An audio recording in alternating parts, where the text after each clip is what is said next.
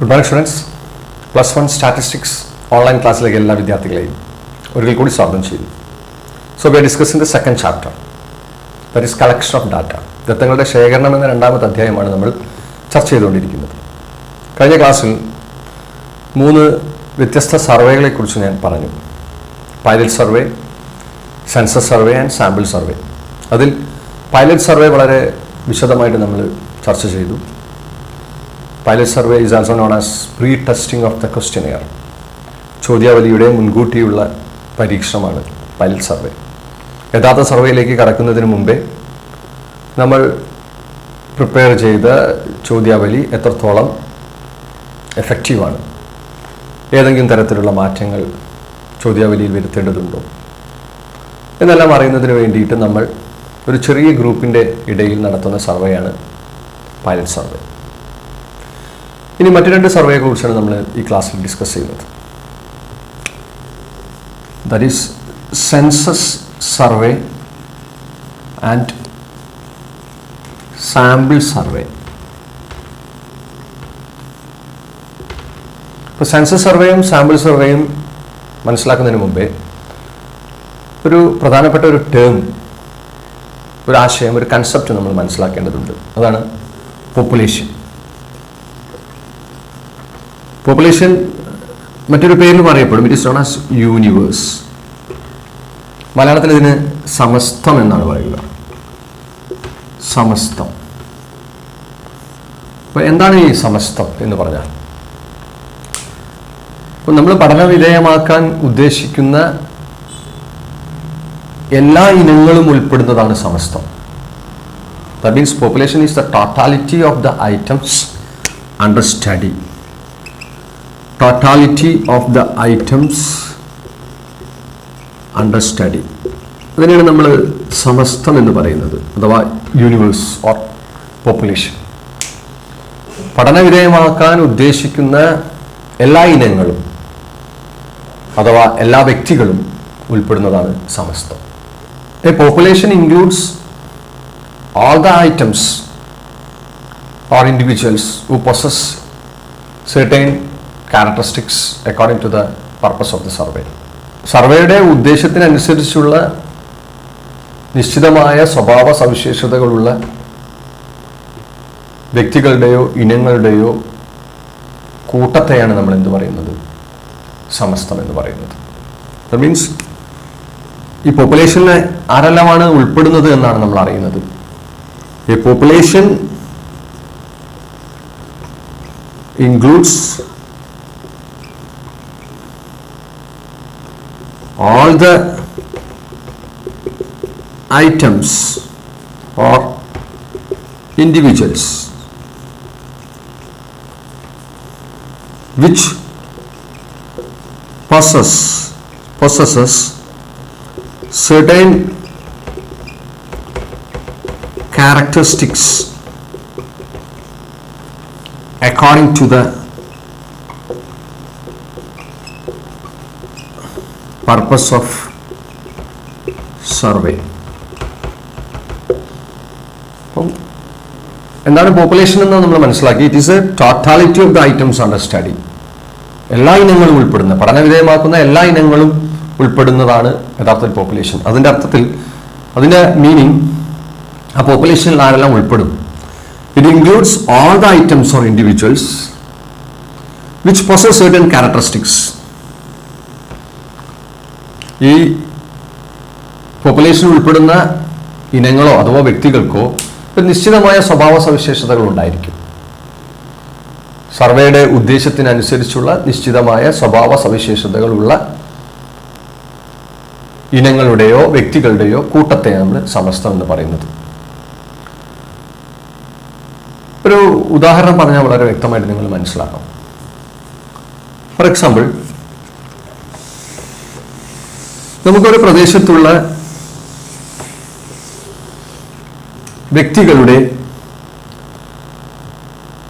ശരാശരി വരുമാനം മനസ്സിലാക്കണമെന്ന് വിചാരിക്കുക.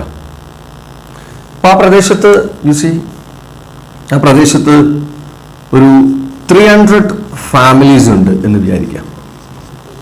So there are 300 families in that region and we have to study the average income of the households. ഇതാണ് നമ്മുടെ പഠനവിധേയമാക്കുന്നത്. അപ്പോൾ പഠനവിധേയമാക്കുന്നത് നമ്മളിവിടെ 300 കുടുംബങ്ങളുടെ വരുമാനമാണ്. അപ്പോൾ 300 കുടുംബങ്ങൾ എന്ന് പറയുന്നത് എന്താണ്? പോപ്പുലേഷനാണ്, സമസ്തമാണ്. 300 families is the population. ഇതിൽ നിന്ന് നമ്മൾ ആരും ഒഴിവാക്കുന്നില്ല. പഠനവിധേയമാക്കുമ്പോൾ ഈ 300 കുടുംബങ്ങളെയും നമ്മൾ ഉൾപ്പെടുത്തുന്നു. അതിനെയാണ് നമ്മൾ എന്ത് പറയുന്നത്? പോപ്പുലേഷൻ. ആ കൂട്ടം 300 families എന്ന് പറയുന്നത് ഇവിടെ പോപ്പുലേഷനാണ്. അപ്പൊ അങ്ങനെ when we do a survey, if we includes all the items under the study, then such a survey is known as census survey. ഇപ്പോൾ പോപ്പുലേഷൻ എന്ന് നമ്മൾ മനസ്സിലാക്കി. അപ്പോൾ എന്താണ് ഈ സെൻസസ് സർവേ എന്നാണ് നമ്മൾ പഠിക്കുന്നത്. എന്താ census survey? Census survey includes each and every item in the population. Census survey includes each and every item of the population. അപ്പോൾ നമ്മളൊരു സമസ്തത്തിലെ എല്ലാ ഇനങ്ങളെയും ഉൾപ്പെടുത്തിയിട്ട് ഒരു സർവേ നടത്തുകയാണെങ്കിൽ ആ സർവേയാണ് നമ്മൾ എന്താ പറയുന്നത്? Census survey. സെൻസസ് സർവേയിൽ നമ്മൾ പോപ്പുലേഷനിലെ ചില എണ്ണത്തിനെ ഒഴിവാക്കുകയോ ചിലതിനെ കൂട്ടുകയോ ചെയ്യുന്നില്ല. നമ്മൾ ആ പോപ്പുലേഷൻ ഉൾപ്പെടുന്ന എല്ലാ ഇനങ്ങളെയും അഥവാ വ്യക്തികളെയും പഠനവിധേയമാക്കുന്നു. ഉദാഹരണത്തിന് നമ്മൾ കണ്ടു 300 കുടുംബങ്ങളുടെ വരുമാനത്തെക്കുറിച്ചാണ് നമ്മൾ പഠനം നടത്തുന്നതെങ്കിൽ നമ്മൾ എന്ത് ചെയ്യുന്നു? ആ 300 കുടുംബങ്ങളെയും വരുമാനത്തെക്കുറിച്ച് നമ്മൾ മനസ്സിലാക്കുന്നു. ആ 300 കുടുംബത്തിൻ്റെയും വീടുകളിൽ കയറിയിറങ്ങി ഡോർ ടു ഡോർ സർവേ നമ്മൾ നടത്തി അവരുടെ വിശദാംശങ്ങൾ നമ്മൾ സ്വീകരിക്കും അല്ലെങ്കിൽ കളക്ട് ചെയ്യും. അപ്പം അങ്ങനെ സമസ്തത്തിലെ ഓരോ ഇനത്തിനെയും കുറിച്ച് വിശദമായിട്ട് നമ്മൾ പഠനം നടത്തണമെങ്കിൽ ആ ഓരോ ഇനത്തിൻ്റെയും സർവേയിൽ നമ്മൾ ഉൾപ്പെടുത്തണം. അങ്ങനെ നടത്തുന്ന സർവേയാണ് സെൻസസ് സർവേ. ഈ സെൻസസ് സർവേ വളരെ എക്സ്പെൻസീവ് ആണ്. കാരണം നമ്മൾ ഒരു ഇനത്തെയും നമ്മൾ എന്ത് ചെയ്യുന്നില്ല? ഒഴിവാക്കുന്നില്ല. അതുപോലെ it takes so many time. സമയം ഒരുപാട് വേണം. കാരണം ഇപ്പം 300 കുടുംബങ്ങളുടെയും വീടുകളിൽ നമ്മൾ എന്ത് ചെയ്യണം? കയറി ഇറങ്ങണം. അപ്പോൾ such a survey which includes each and every item of the population is known as census survey. സമസ്തത്തിലെ ഓരോ ഇനത്തിനെയും പഠനവിധേയമാക്കുന്നതിന് വേണ്ടി നടത്തുന്ന സർവേയാണ് യഥാർത്ഥത്തിൽ സെൻസസ് സർവേ. ഇപ്പോൾ സെൻസസ് സർവേ എന്താണെന്ന് നിങ്ങൾക്ക് മനസ്സിലായി. പോപ്പുലേഷനിലെ മുഴുവൻ ഇനത്തെയും നമ്മൾ ഉൾപ്പെടുത്തുന്നു ആ പഠനത്തിൽ. വ്യക്തികളാണെങ്കിൽ വ്യക്തികളെ നമ്മൾ ഉൾപ്പെടുത്തുന്നു, ഐറ്റംസ് ആണെങ്കിൽ മുഴുവൻ ഐറ്റംസിനെ നമ്മൾ ഉൾപ്പെടുത്തുന്നു. ആരെയും നമ്മൾ ഒഴിവാക്കുകയോ ആരെയും നമ്മൾ കൂട്ടിച്ചേർക്കുകയോ ചെയ്യുന്നില്ല. അപ്പോൾ ഇത്തരത്തിലുള്ള സെൻസസ് സർവേയുടെ ഒരു മികച്ച ഉദാഹരണമായിട്ട് നമുക്ക് പറയാൻ കഴിയുന്നത്, സെൻസസ് സർവേയുടെ ഒരു മികച്ച ഉദാഹരണം ഓരോ 10 വർഷവും ഇന്ത്യയിൽ നടത്തുന്ന ജനസംഖ്യാ കണക്കെടുപ്പ് സെൻസസ് സർവേയുടെ ഒരു ഉദാഹരണമാണ്. അതിന് നമ്മൾ വിളിക്കുന്നത് സെൻസസ് ഓഫ് ഇന്ത്യ എന്നാണ്. സെൻസസ് ഓഫ് ഇന്ത്യ ഇന്ത്യയിലെ മുഴുവൻ ജനങ്ങളുടെയും ഉൾപ്പെടുത്തിക്കൊണ്ടുള്ള ഒരു പഠനമാണ്. ഇത് ഓരോ 10 വർഷവും കൂടുമ്പോഴാണ്, 10 years ഇന്റർവെല്ലാണ് നമ്മളിത് നടത്തുന്നത്. ഓരോ 10 വർഷം കൂടുമ്പോഴാണ് സെൻസസ് ഓഫ് ഇന്ത്യ നടത്തുക, ജനസംഖ്യാ കണക്കെടുപ്പ് ഇന്ത്യയിൽ നടത്തുക.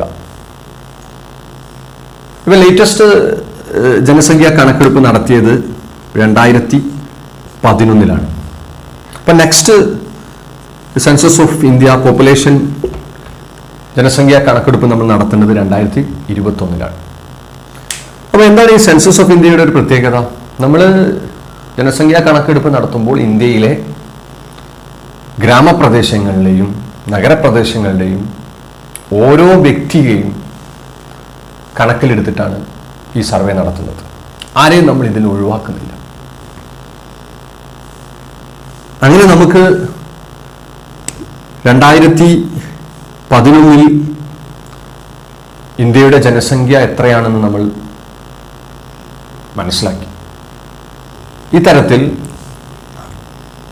ഓരോ ഐറ്റംസിനെയും അഥവാ വ്യക്തികളെയും ഉൾപ്പെടുത്തിക്കൊണ്ട് നമ്മൾ നടത്തുന്ന സർവേയാണ് സെൻസസ് ഓഫ് ഇന്ത്യ. സെൻസസ് സർവേയുടെ ഏറ്റവും മികച്ച ഉദാഹരണമായിട്ട് നമ്മൾ സെൻസസ് ഓഫ് ഇന്ത്യ അഥവാ ഇന്ത്യയുടെ ജനസംഖ്യ കണക്കെടുപ്പ് മനസ്സിലാക്കാം. So that is all about census survey. എന്താ census survey? In the case of census survey we includes each and every item of the population. And a perfect example for census survey is Census of India. We conduct Census of India in the regular intervals of 10 years. 10 വർഷം കൂടുന്തോറും നമ്മൾ census of India നടത്തും. Population calculation മനസ്സിലാക്കും. എന്നിട്ട് ഇന്ത്യയുടെ ജനസംഖ്യ എത്രയാണെന്ന് നമുക്ക് മനസ്സിലാക്കാൻ സാധിക്കും. ഇപ്പോൾ നിങ്ങൾ 2011 ഇന്ത്യയുടെ സെൻസസ്, അതായത് ഇന്ത്യയുടെ ജനസംഖ്യ എത്രയാണെന്ന് കണ്ടുപിടിക്കുക. ഇനി നടത്താനുള്ള സർവേ 2021 പക്ഷേ കോവിഡ് പ്രതിസന്ധികളുടെ കാരണം നമ്മളിപ്പം ഈ 2021 സെൻസസ് സ്റ്റാർട്ട് ചെയ്തിട്ടില്ല. ഇപ്പോൾ 2011 ഇന്ത്യയുടെ ജനസംഖ്യ എത്രയാണെന്ന് നിങ്ങൾ മനസ്സിലാക്കുക. ഈ ജനസംഖ്യ കണക്കെടുപ്പ് നടത്തി അത് പബ്ലിഷ് ചെയ്യുന്നത് ഇന്ത്യയിൽ രജിസ്ട്രാർ ജനറൽ ഓഫ് ഇന്ത്യയാണ്. Registrar general of India. Census survey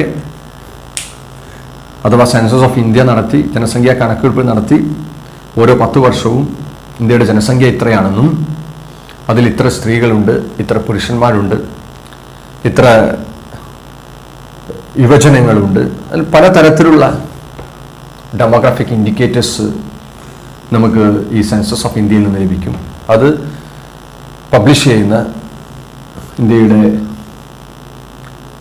department എന്ന് പറയുന്നത് രജിസ്ട്രാർ ജനറൽ ഓഫ് ഇന്ത്യയാണ്. അപ്പോൾ ഇത് ഒരുപാട് പഠനങ്ങൾക്ക് സാധിക്കും. ഇന്ത്യയുടെ പ്ലാനിങ്ങിന്, ആസൂത്രണം നടത്താൻ, പല പോളിസീസ്, പല നയങ്ങൾ കൊണ്ടുവരുന്നതിനൊക്കെ നമുക്ക് സെൻസസ് ഓഫ് ഇന്ത്യ ഡാറ്റാസ് സഹായിക്കും. So that is all about census of India, census survey. So in the next class we discuss about sample survey. Till then, goodbye.